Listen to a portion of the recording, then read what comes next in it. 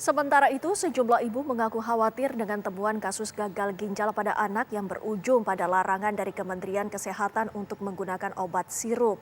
Para ibu mempertanyakan mengapa larangan ini baru muncul sekarang, padahal obat jenis sirup begitu banyak digunakan sebelumnya.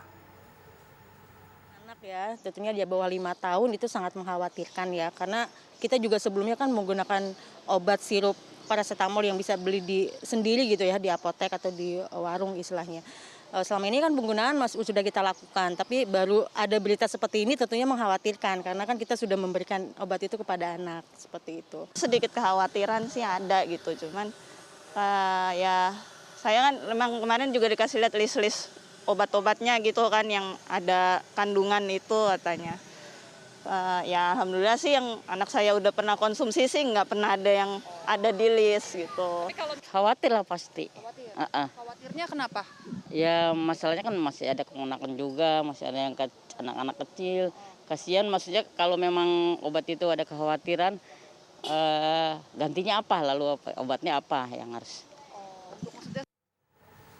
Dinas Kesehatan di sejumlah daerah hari ini menerbitkan surat edaran dan sosialisasi instruksi Kementerian Kesehatan Indonesia agar penjualan maupun penggunaan obat dalam bentuk cair atau sirup di-stop. Hal ini menyusul adanya investigasi terkait penyakit ginjal akut misterius. Dinas Kesehatan Kota Cirebon, Jawa Barat, Kamis pagi mengeluarkan surat edaran kepada seluruh fasilitas kesehatan agar tidak memberikan obat sirup bagi bayi maupun anak-anak. Hal itu merujuk instruksi Kementerian Kesehatan tentang imbauan waspada kasus gangguan ginjal akut atipikal. Dinas Kesehatan Kota Cirebon sementara waktu mengimbau pemberian obat penurun panas untuk anak beralih ke puyer atau tablet yang digerus sesuai racikan dari dokter. Ini dilakukan dalam rangka meningkatkan kewaspadaan terhadap kasus gangguan ginjal akut atipik.